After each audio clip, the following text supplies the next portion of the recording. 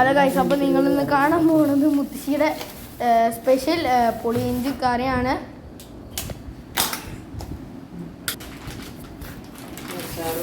പുളിവെള്ളം ആദ്യം പിഴിഞ്ഞ് അടുപ്പത്ത് വെച്ച് തിളപ്പിക്കണം.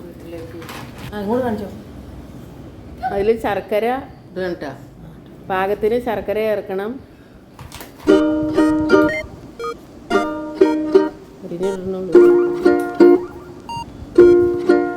നല്ല മധുരം വേണ്ട.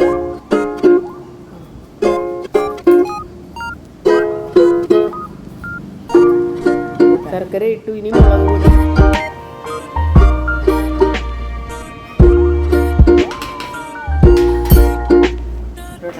ഉപ്പ് പാകത്തിന്,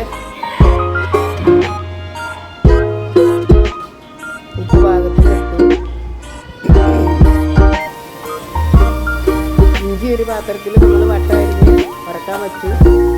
അല്ലാതെ പറയുന്നത് വില കൂടുതലാണ്. പുളിവെള്ളം നന്നായിട്ട് തിളച്ച് വരണം, കുറുകി വരണം നന്നായിട്ട്.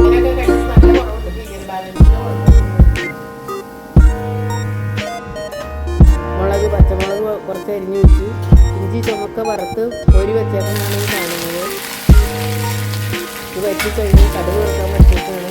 കറിവേപ്പില, മുളക് എല്ലാം ഇട്ട് വറുത്തെടുത്തു. പുളിവെള്ളം വറ്റിക്കഴിഞ്ഞു. ഇത് വറുത്ത് പൊടിച്ചതാണ് ഇടുന്നത്.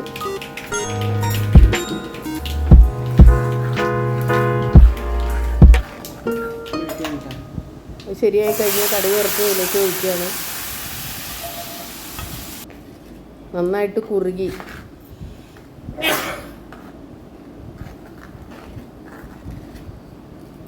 ഇതൊരു സ്പെഷ്യൽ ഇഞ്ചിക്കറിയാണ്. എല്ലാവരും ഇത് ഉണ്ടാക്കി നോക്കണം.